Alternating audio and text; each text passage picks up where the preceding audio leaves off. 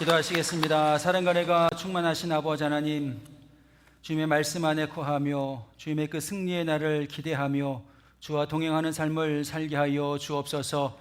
나의 인생의 방향을 바라볼 때에 우리가 이 세상 가운데 살아가고 있지만, 그러나 세상에 편승되어 살아가는 것이 아니라 하나님의 말씀을 통하여 하나님의 뜻을 깨달아 알게 하여 주시고, 그 뜻에 순종함으로 말미암아 마침내 하나님의 그 승리와 영광에 이르러갈 수 있는 우리 모두가 되게 하여 주옵소서.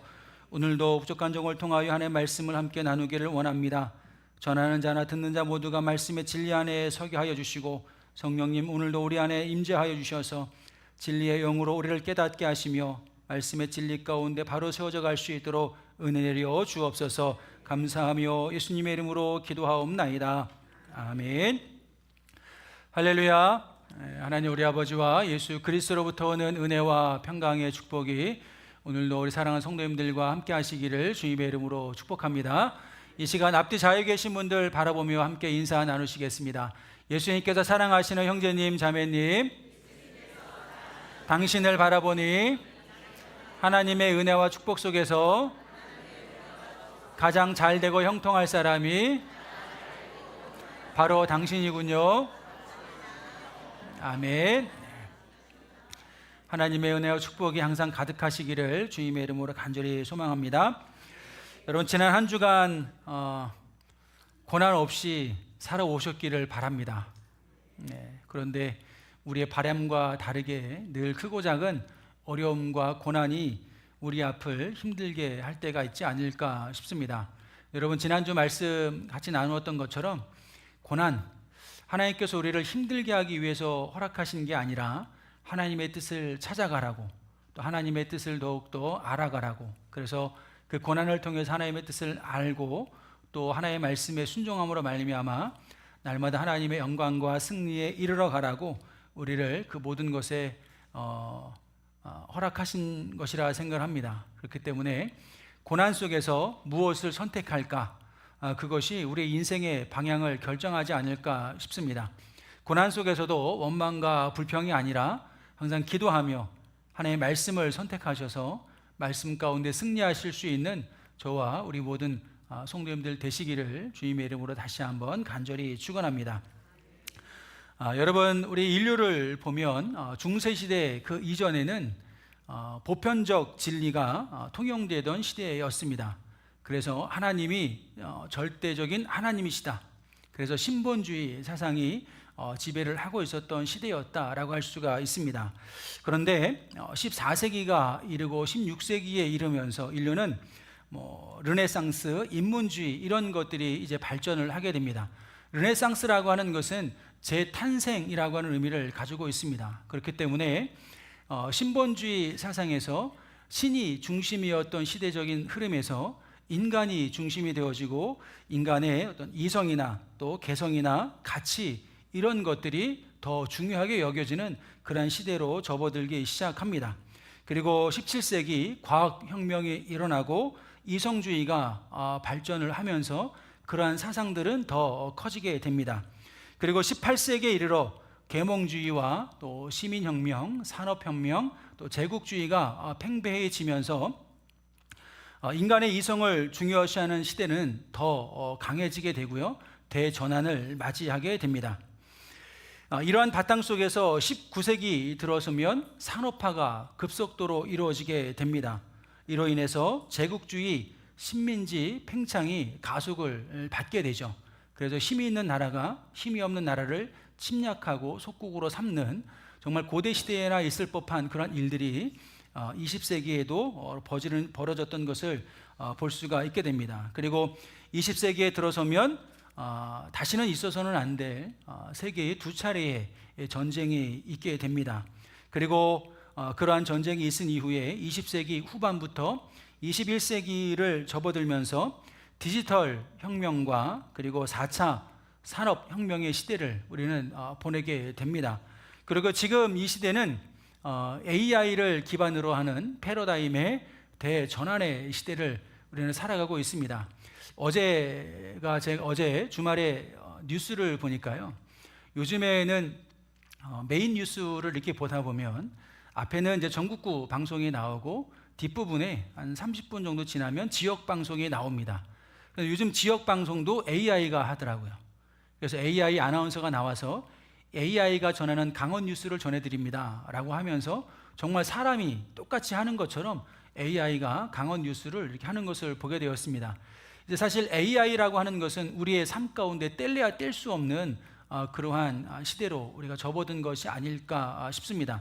예전에는 단순한 정보를 지식을 검색하는 수단이었다라고 한다면 요즘에는 AI가 나의 친구이고 사업 파트너이기도 하고 동반자 같기도 합니다. 오히려 무촌이라고 부르는 아내와 남편 부부 관계보다 A와의 관계가 더 친밀한 시대 가운데 우리가 살아가고 있지 않을까 싶습니다. 여러분 한번 한 주간 생각을 해보십시오. 부부 간에 가족들 간에 대화의 시간이 많았을까요? AI와 대화하는 시간이 많았을까요? 물론 우리 권사님들은 AI와 대화하는 것보다 쇼츠 보는 시간이 아마 많으셨으리라 생각을 합니다. 유튜브에 짧은 영상을 요즘은 많이 이제 시청하시잖아요. 젊은 세대는 오늘 무엇을 먹을까, 어디를 갈까, 또 무엇을 할까, 여러 가지 정말 사소한 것부터 큰 일까지 AI에게 많이 묻고 또 AI의 도움을 받기도 합니다. 이러한 시대의 대전환 속에서 우리는 좋은 것도 있지만 겉으로 보기에 화려한 것도 있지만 그 이면에 어두운 부분도 분명히 존재하지 않을까라는 생각을 해보게 됩니다. 영적으로는 극단적인 이기주의, 세속주의, 또 물질 만능주의가 팽배해져 가고 있습니다. 진리가 해체되는 거센 탕류가 흐르는 시대를 살아가고 있습니다. 이러한 시대적인 분위기 속에서 탈기독교를 넘어서 탈종교의 시대를 우리가 지금 살아가고 있다라고 해도 과언이 아닐 것입니다. 요즘 여러분 초등학생, 중고등학생에게 전도하는 것이 쉽지가 않습니다. 왜? 신이 필요 없는 시대가 되었거든요. 하나님을 찾지 않는 시대가 되었습니다.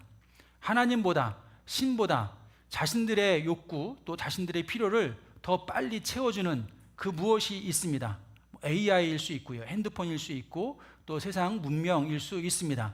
그런 것들이 너무 많이 발전되어져 있고 또 극도로 보편화되어져 있다 보니까 사람들은 기독교를 가리켜서 이제 종교 필요 없다, 기독교 필요 없다, 교회 나가지 않아도 된다, 하나님 필요 없다라고까지 이렇게 이야기를 하고요. 기독교뿐만 아니라 종교 전체가 불교도 그렇고 천주교도 그렇고 종교라고 하는 그 자체가 무의미하다라고 하는 그런 인본주의 사상이 점점 더 거세지고 있는 그런 시대 가운데 우리는 살아가고 있습니다.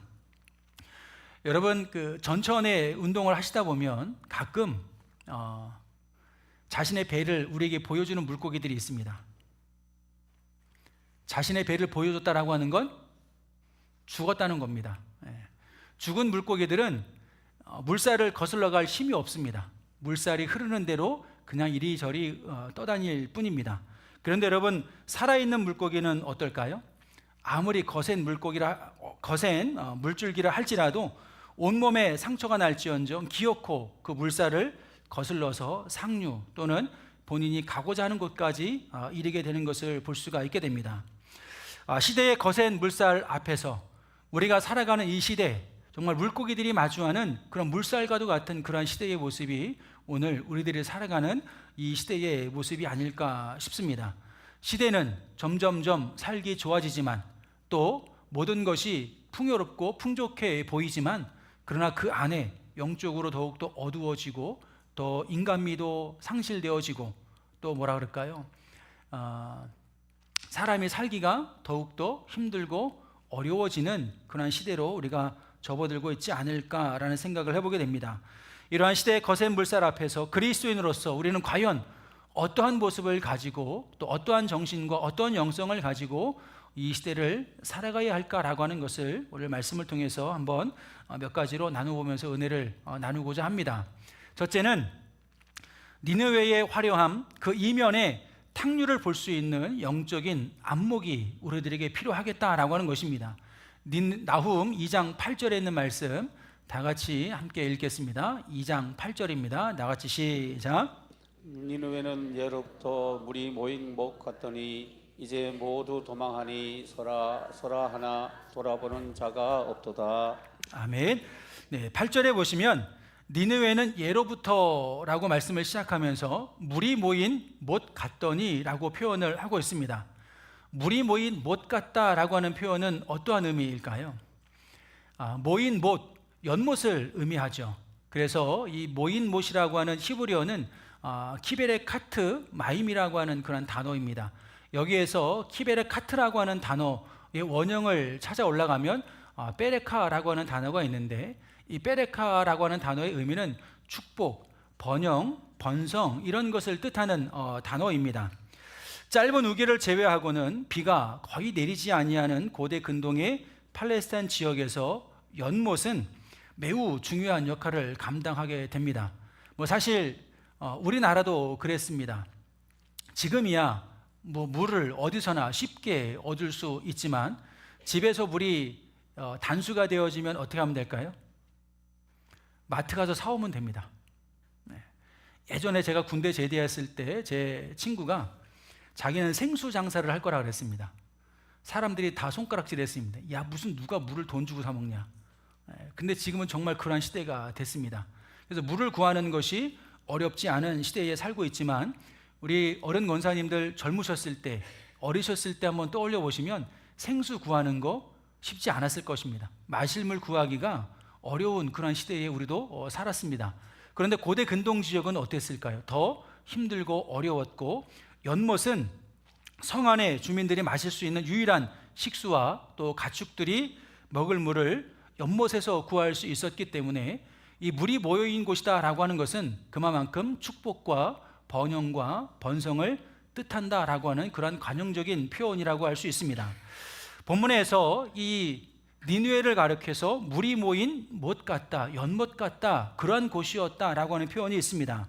이 표현은 그곳에 연못이 많았다라고 하는 의미가 되기보다는 사람들에게 연못이 가장 필수적인 요소이자 풍요의 상징이었던 것처럼 아수르의 수도였던 니느웨, 이 니느웨가 풍요의 상징이며 모델로 여겨졌다라고 하는 것, 아수르뿐만 아니라 고대 근동 지역에 있는 모든 나라와 모든 사람들에게 물이 모인 못 같은 풍요의 상징이 어디냐라고 한다면 제일 먼저 떠올릴 수 있는 것이 바로 니느웨였다라고 하는 것입니다. 그만큼 이 니느웨는 티그리스 강을 끼고 있으면서 당시에 문명과 문화 이런 것들이 발전을 하였고, 또 도로가 발전되었고, 또 그런 것을 통하여서 막강한 부와 명예와 권력을 가지고 있었던 도시가 니느웨, 아수르의 수도였던 니느웨라고 하는 곳이었습니다. 그리고 그들은 자신들이 축적한 보유한 이 힘과 권력을 가지고 철저히 힘의 논리로 세상을 지배했고, 또 영원토록 무너지지 않을 것이다, 자신들의 나라는 영원토록 견고히 설 것이다 라고 하는 그런 교만한 생각을 가지고 있었습니다. 이러한 시대적인 분위기와 상황 속에서 우리가 계속해서 3장 1절에 있는 말씀을 보시면 나훔 선지자는 그러한 니느웨를 향하여 지금 한창 최절정에 다다라 있는 그 나라를 향하여 화 있을진저 피의 성이요 그 안에는 거짓이 가득하고 포악이 가득하다라고 그들을 책망하며 하나님의 뜻을 전하고 있습니다. 겉은 화려하고 문명의 정점이었지만 그들의 속을, 그들의 이면을 들여다보면 하나님을 대적하고 악한 자들을 짓밟는 그러한 물결이 가득했던 곳이 바로 니느웨였다라고 하는 것입니다. 여러분, 오늘날 세상도 우리에게 이러한 니느웨처럼 화려해져라, 더 많은 것을 가지고 더 많은 것을 누리고 다른 사람들보다 더 앞서가고 승리하라, 다른 사람들을 짓밟는 한이 있다 할지라도 내가 더 많은 것을, 더 높은 곳으로 나가야 한다, 더 빨리 가야 한다, 세상의 방식과 속도를 따라가라 라고 하는 것을 우리들에게 요구하며 또 거세게 밀어붙이고 있습니다.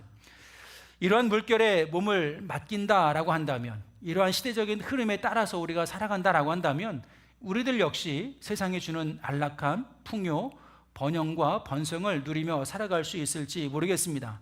그러나 성경이 우리에게 말씀하고 있는 것처럼, 또 나훔 선지자가 그 니느웨를 향하여 선포하고 있는 것처럼 그 끝은 어떻게 될까요? 그 끝은 하나님의 심판과 철저한 파괴와 파멸이 될 수밖에 없다라고 하는 것을 우리는 기억해야 할 줄로 믿습니다. 여러분 팍스 로마나라고 하죠. 로마가 영원할 것 같았습니다. 그런데 그 로마도 역사의 뒤로 사라지고 말았습니다. 지금은 뭐 이런 말 잘 안 하지만 예전에 한 10여 년 전만 해도 팍스 아메리카라고 하는 말이 있었습니다. 세계의 경찰 국가로서의 존재하는 미국, 강력한 군사력과 강력한 어떤 그 재력과 또 그러한 힘을 가지고 전 세계의 질서를 지키는 나라와 같은 존재가 미국이라고 하는 나라였습니다. 여러분, 제가 만약에 그러한 미국도 멸망할 것입니다 라고 말한다면 여러분들은 어떻게 생각하실까요? 시간이 지나면 그럴 수도 있겠죠 라고 생각하실 겁니다. 왜? 우리는 인류의 역사를 통해서, 경험을 통해서 알고 있기 때문에 그렇습니다.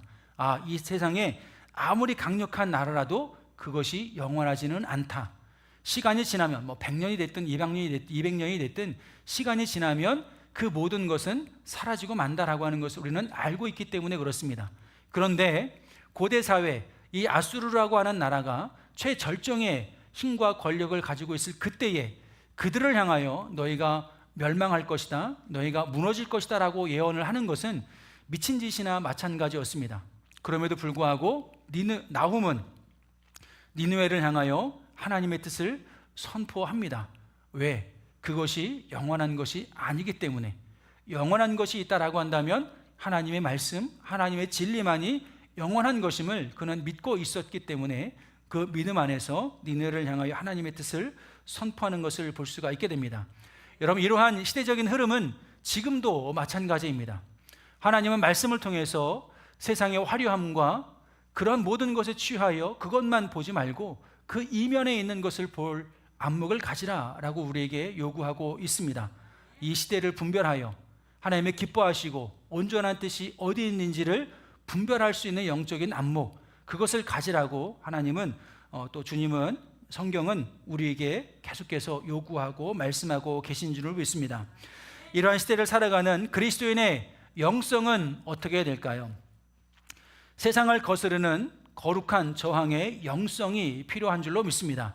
우리 나훔 1장 7절에 있는 말씀 화면을 보시고 다 함께 읽겠습니다. 1장 7절입니다. 다 같이 시작. 여호와는 선하시며 환난 날에 산성이시라. 그는 자기에게 피하는 자들을 아시느니라. 아멘.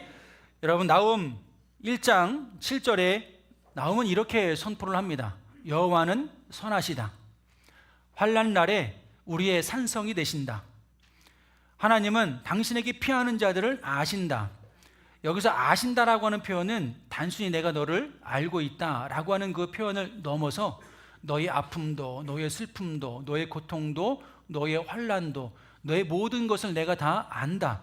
그리고 내가 너와 함께 할 것이고 너를 지켜줄 것이고 너를 보호하여 줄 것이고 마침내 너를 승리하게 하실 것이다 라고 하는 표현이 안다라고 하는 표현에 다 함축적으로 포함되어 있는 것이 아닐까라는 생각을 해보게 됩니다. 여러분, 세상을 거스르는 거룩한 저항의 영성, 이것을 다른 말로 하면 뭐라고 또 표현할 수 있을까요? 순교자의 영성이 아닐까 싶습니다. 여러분, 오늘 우리 순교자 기념주의를 지키고 있습니다. 보내고 있습니다. 순교하신 분들이 왜 순교를 당하셔야 했을까요?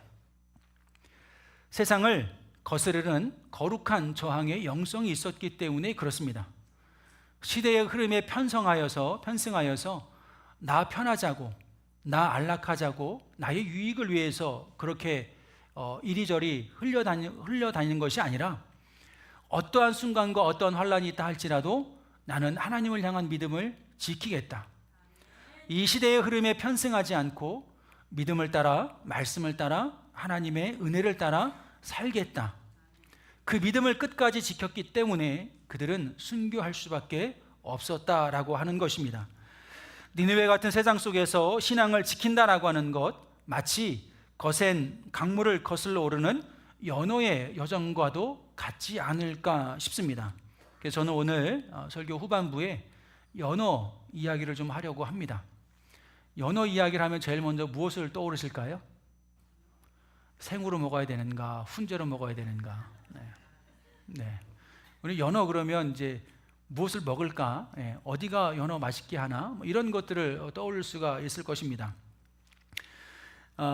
극단적인 개인 이기주의와 편의주의, 그리고 오늘날의 만몬신앙이라고 할 수 있는 물질 만능주의 시대, 물질이면 모든 것이 다 가능하다라고 생각하는 이 시대, 이러한 것을 거부하고 하나님의 말씀으로 산다라고 하는 것은 때로는 거친 물살을 헤치고 올라가야 하는 연어의 몸에 나는 상처처럼 세상으로부터 조롱이나 불이익이라고 하는 상처를 입을 수도 있을 것입니다. 여러분, 송어와 연어는 모천 회귀 본능이 강한 물고기들입니다. 그 중에서 특히 연어는 자신이 태어난 고향으로 돌아오라고 하는 본능이 강한 어종 중에 대표적인 어종이라고 할 수 있습니다.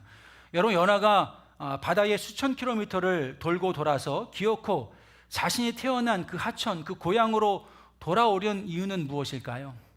바로 그곳에 생명이 있기 때문에 그렇습니다. 그곳에서 태어났고 그곳으로 다시 돌아가야 그곳에 새로운 생명이 깃들 수 있습니다.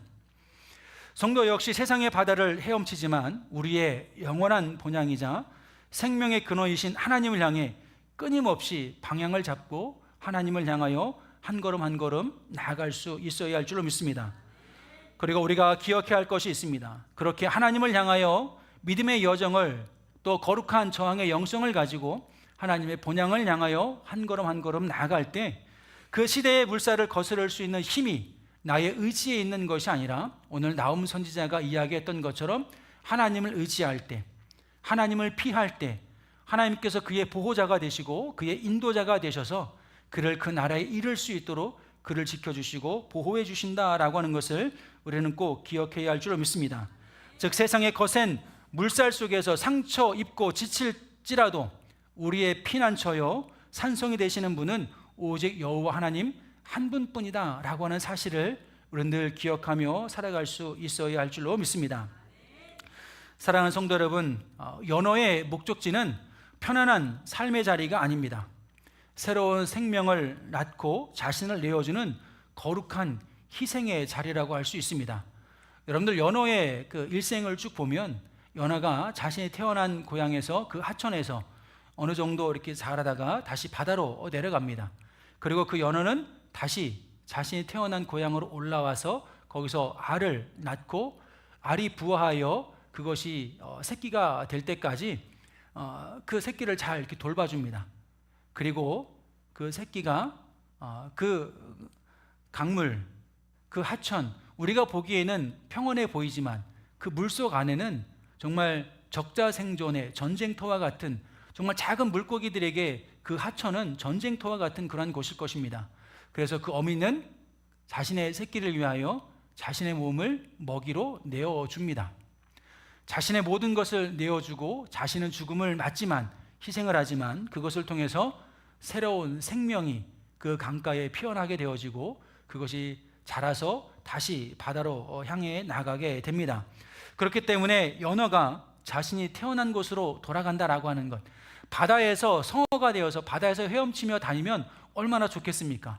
그런데 그 연어는 그 바다, 그 시대의 흐름에 머물러 있지 않고 물살을 거슬러 올라가 자신이 태어난 자리로 다시 돌아갑니다. 그 여정이 쉬울까요? 어렵습니다. 세계적인 다큐멘터리를 보면 연어가 강을 거슬러 올라가되 곰의 습격을 받기도 하고요, 새의 먹이가 되기도 하고 끊임없는 목숨을 건 투쟁을 걸고 그곳으로 올라가는 것을 볼 수가 있게 됩니다. 그렇기 때문에 그곳에서 생명이 있는 자리이긴 하지만 그 생명이 있기 위해서는 거룩한 희생이 따라오는 것을 볼 수가 있게 됩니다. 우리 역시 시대의 흐름에 적당히 타협하며 편안하게 뛰어내려가는 삶을 거부하는 우리 모두가 되기를 바랍니다.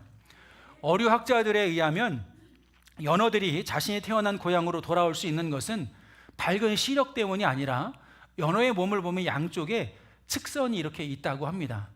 그 측선은 물의 흐름, 수압, 장애물의 파동, 이런 것들을 미세하게 감지하는 고도의 감각 기능이라고 합니다. 눈앞이 캄캄한 탕류 속에서도 연어는 이 측선의 감각을 통해서 물살의 방향과 흐름을 읽고 자신이 뚫고 나가야 할 그러한 길을 찾고 생명력 있게 그것을 뚫고 나아간다라고 합니다. 그 과정에 아까도 말씀드렸지만 비닐이 뜯겨 나가야 할 때도 있을 것이고 상처를 입어야 될 때도 있을 것이고 어떤 여론은 다른 자신들보다 힘이 센 그 어떤 존재에게 먹이로 잡힐 때도 있을 것입니다. 그럼에도 불구하고 그들은 포기하지 않고 이 직선의 감각을 통하여 자신이 태어난 고향으로 반드시 돌아가는 몸부림을 치게 됩니다. 여러분,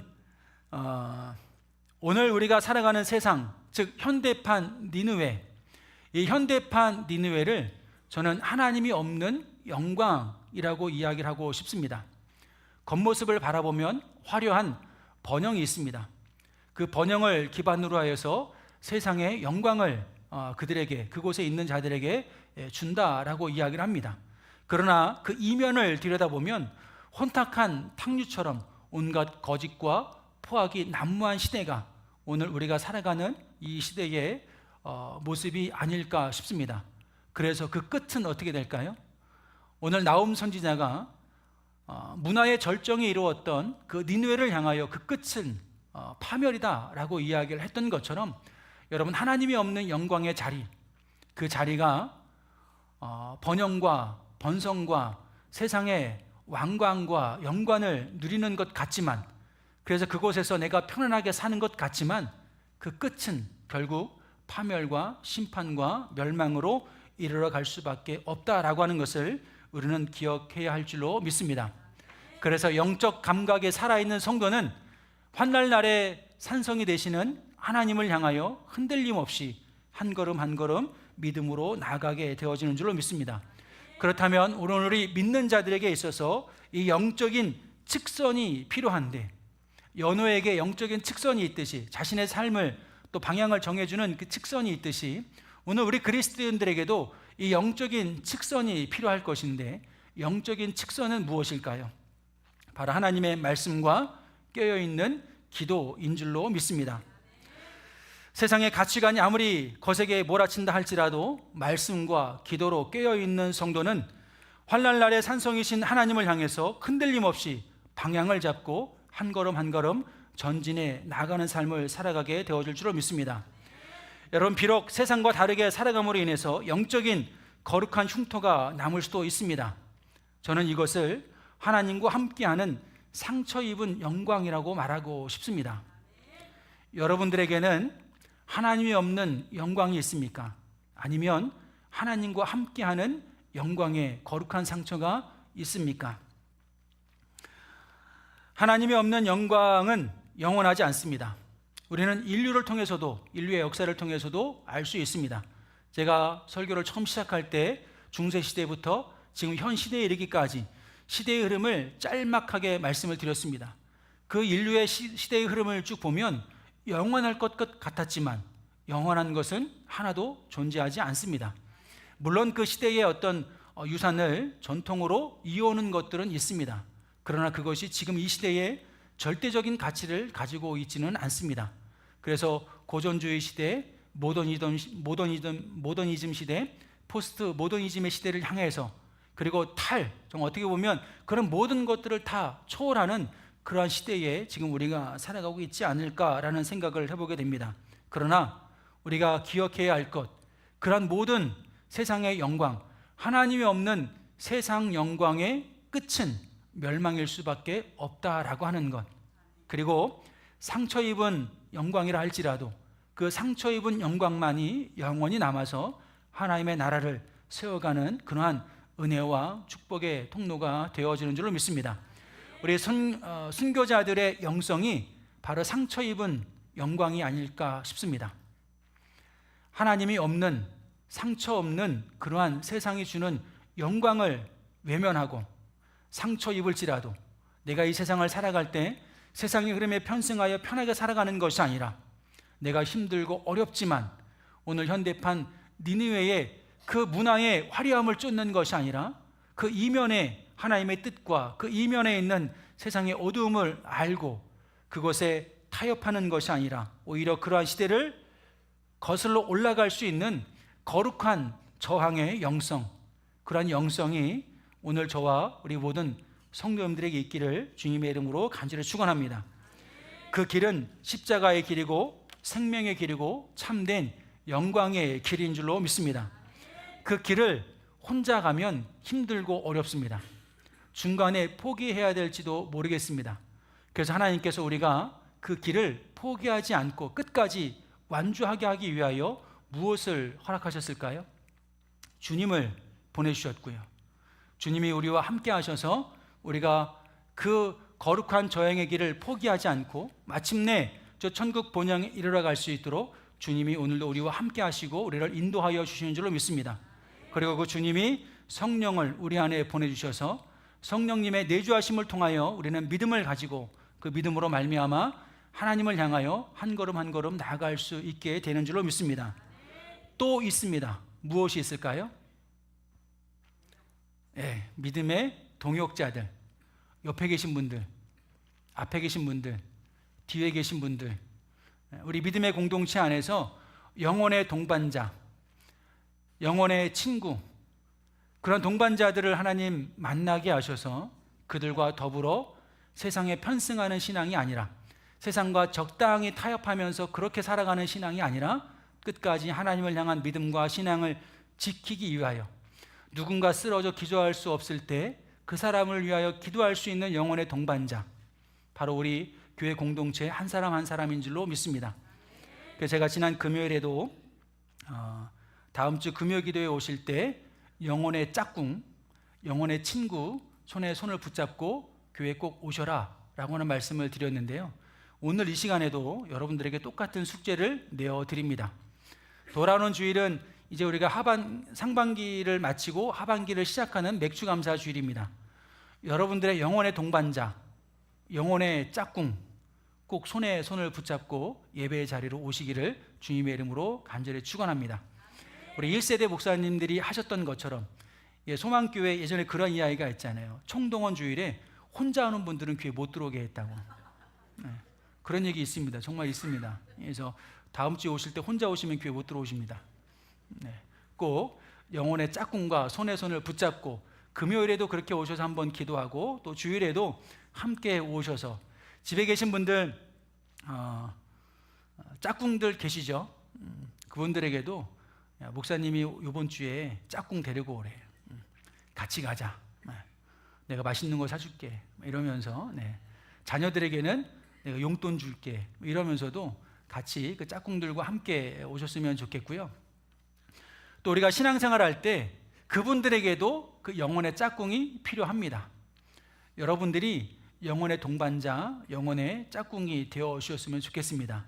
왜 그들도 이 시대를 살아갈 때 이 시대의 흐름에 편승하여 그냥 그렇게 살아가는 것이 아니라 하나님의 자녀로 살아가야 하기 때문에, 하나님의 자녀로서 믿음을 지켜야 하기 때문에 그렇습니다.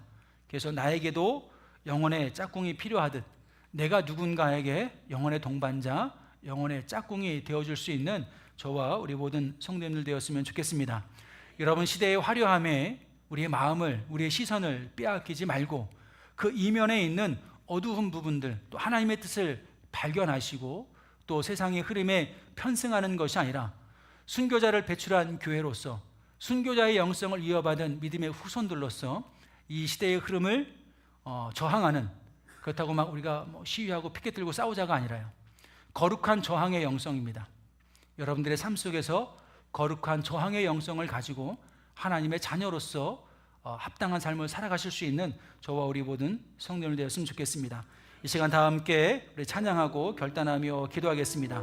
여러분, 세상에 어떠한 시험과 유혹과 환난이 있다 할지라도 여러분, 세상과 타협하는 것이 아니라 적당히 하는 신앙생활이 아니라 하나님을 향한 온전한 믿음을 끝까지 지킬 수 있는, 세상을 거스르는 거룩한 저항의 영성을 소유하시는, 순교자의 영성을 소유하시고 그 영성을 가지고 살아가시는 저 우리 모든 성도들 되었으면 좋겠습니다. 함께 찬양하고 결단하며 기도하겠습니다.